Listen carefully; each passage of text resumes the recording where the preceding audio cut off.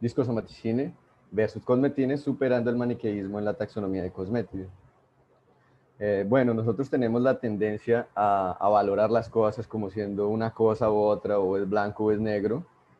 Eso es bastante claro cuando vemos, por ejemplo, los mitos de la creación, en donde supuestos contrarios son comparados, ¿no? Blanco contra negro, el bien contra el mal, etc. Pero ese patrón parece haber sido bastante efectivo para recopilar datos y formar conocimiento, inclusive desde la Grecia antigua, permitiendo inclusive el desarrollo de la anatomía comparada. Tenemos, por ejemplo, Aristóteles, que era acostumbrado a que él hiciese esos paralelos de animales con alas contra animales sin alas, animales acuáticos contra animales terrestres, o nocturnos contra diurnos, etc. Entonces, eso es bastante común y ha sido bastante efectivo para inclusive formar el conocimiento que tenemos hasta ahora. Entonces, no es una sorpresa que aún tengamos algunos arreglos taxonómicos, inclusive dentro de opiniones, con esa estructura binaria. Es el caso de Cosmétide, está subdividida en dos subfamilias, una de ellas con una característica que sería espinas en la uña de las piernas 3 y 4, y la otra sería la subfamilia que no tiene esa característica. ¿Okay? Solo para ponerlos un poco en contexto, Cosmetide es una de las familias más diversas del mundo, no es la segunda más diversa de laniatores, por lo menos, solo después de Gonileptide. Las dos familias, disculpe, son neotropicales, y como ustedes ven no tiene una diferencia tan marcante en cuestión a diversidad, pero sí tiene una diferencia bastante marcante con respecto a la resolución taxonómica de esas dos familias. Vemos a Gonileptide, que ya está alcanzando casi el número de 20 subfamilias descritas, mientras Cosmétide permanece con apenas dos subfamilias que fueron propuestas inclusive en 1905. Okay. Se reconoce muy fácilmente un cosmétido, a veces por su colorido, pero más por la morfología de sus pedipalpos en forma plana, los artículos en forma plana, cubriendo generalmente los quelíceros cuando el animal está en reposo.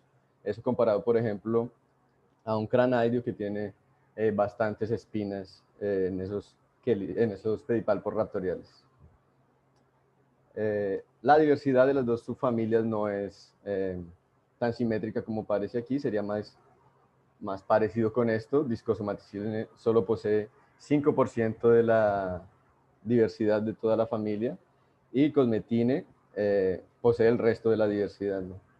Eso es probablemente porque está caracterizada, el carácter diagnóstico es una característica plesiomórfica.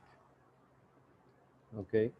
El resto, la taxonomía en general de Cosmétides reposa en el sistema roweriano, fue popularizado por Rower, en donde eran tomadas en cuenta algunas características superficiales para dar cuenta de toda la diversidad que tiene la familia. Ejemplos así notables son la utilización del número de tarsómeros, que hacían que una especie perteneciese a un género o a otro. Eso sería equiparable, por ejemplo, a que nosotros tomáramos las angiospermas y dividiéramos los grupos apenas en el número de pétalos que ellos tienen. Ese patrón de clasificación fue repetido por autores clásicos con poco criticismo, perpetuando entonces las falencias que el sistema carga en sí. Para eso, claro, nosotros necesitamos proponer nuevos caracteres, lo que ya se está haciendo actualmente en varios trabajos publicados, y con eso la propuesta de nuevos grupos que podamos llamar de grupos naturales. Y bueno, para también superar ese maniqueísmo de discosomaticina y cosmetine, tenemos por lo menos que saber qué es discosomaticina por un lado y qué es cosmetine, y si esos grupos hacen algún sentido filogenético. Para eso entonces nosotros construimos una filogenética en el proyecto que estamos realizando, en donde incluimos las especies tipos de las dos subfamilias, incluimos 110, en total 110 taxones, siendo 103 cosmétides. Incluimos todos los discosomaticinos, que son la subfamilia más pequeña. Eso fue fácil debido a que yo pasé 4 años haciendo la revisión de esa subfamilia. Y en total incluimos 130 caracteres morfológicos. Para eso nosotros contamos con bastante material de diversas instituciones, e inclusive aquí se me pueden estar pasando algunas a las cuales nosotros agradecemos mucho, y a los curadores por permitir que revisáramos ese material. La matriz entonces fue analizada con parsimonia, con pesos diferentes y con análisis bayesiano. Todo eso lo resumimos entonces en una tabla de Navajo-Rocks para tener una idea de la estabilidad. Este sería el árbol referencia que tenemos, que es el árbol más estable que encontramos según la distancia SPR y el coeficiente de distorsión. Claro que colorida se ve mucho mejor. Y las primeras dos resultados importantes que tenemos es que las dos especies tipo de las dos subfamilias no fueron recuperadas dentro del mismo clado, lo cual es positivo. Por lo menos ya sabemos que una de las subfamilias no es sinónimo de la otra. Eso es lo que nos arroja nuestros resultados. Y la otra es que Discosomaticine tampoco parece ser monofilético, excluyendo unas especies un poco menores de piernas más cortas. Con lo cual, entonces, las uñas pectinadas parecen haber surgido más de una vez, más de 3 veces dentro de la historia de Cosmeti. Otros resultados son, como ustedes ven aquí en la parte izquierda, algunos clados que fueron recurrentes, que yo les voy a mostrar aquí para adelante.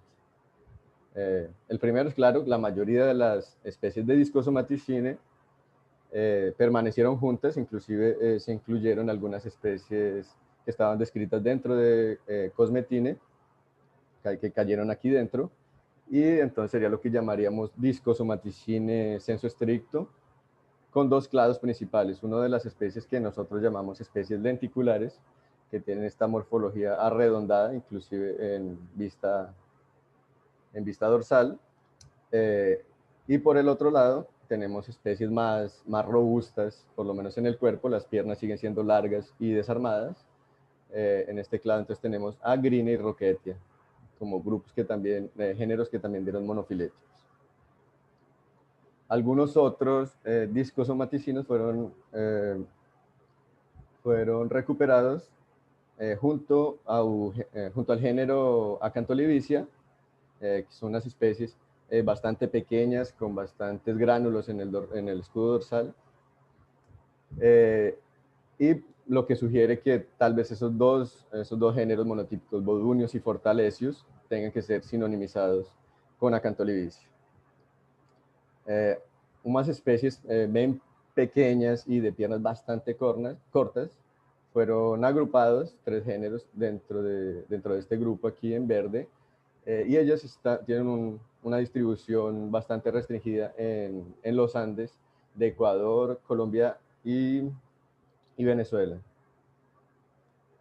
La especie tipo de Cosmetine fue recuperada junto con otros Cosmetus y junto con otros 2 géneros de la Mata Atlántica también. Sería un grupo exclusivo de la Mata Atlántica, incluyendo la especie tipo, por lo que nosotros la consideraríamos como el núcleo de lo que sería Cosmetine realmente.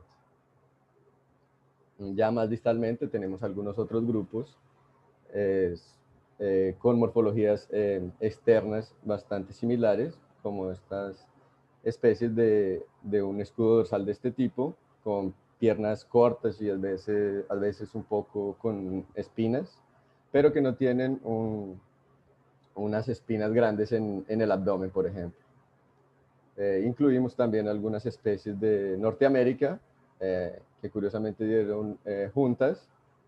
Todas ellas poseen este patrón de coloración. Es un patrón también que existe en otros clados, pero aquí por lo menos todas las especies que están dentro de ese clado lo tienen, y algunas características del estilo del pene también soportan ese clado.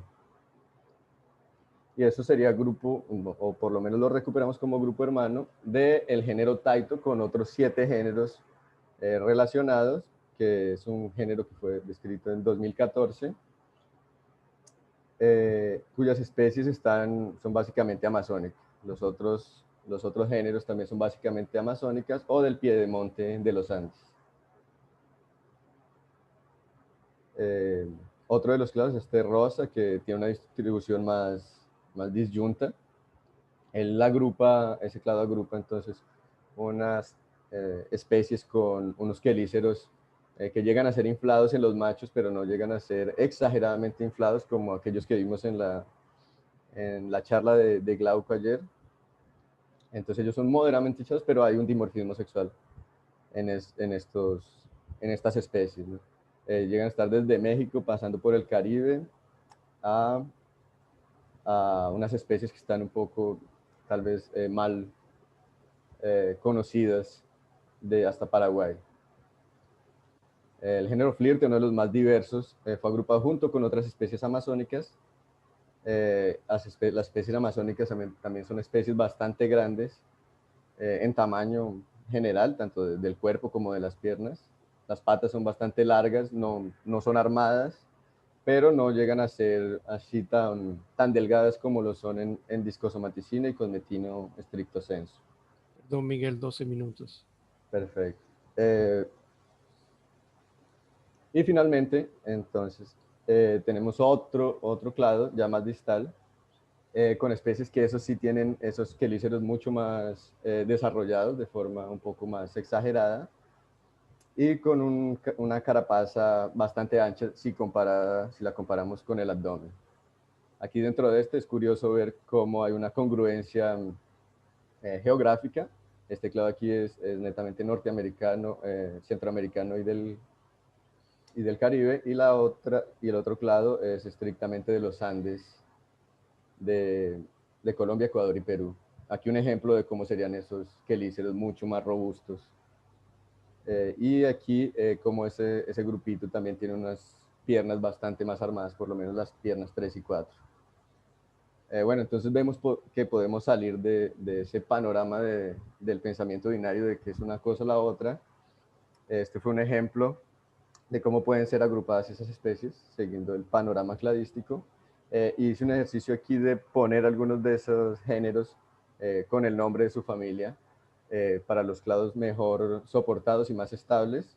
Y vemos cómo ellos por lo menos tienen 3 géneros o más. En algunos casos llegan a tener bastantes especies.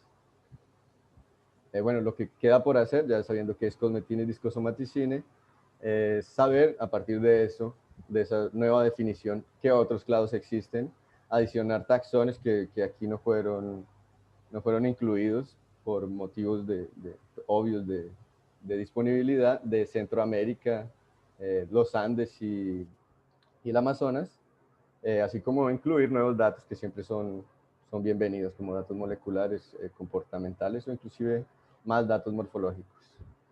Para terminar, agradezco también a las agencias financiadoras por permitir ese trabajo y mi formación académica, al personal de mi laboratorio, a los que hicieron ese trabajo posible, y a ustedes por escuchar. Muchas gracias.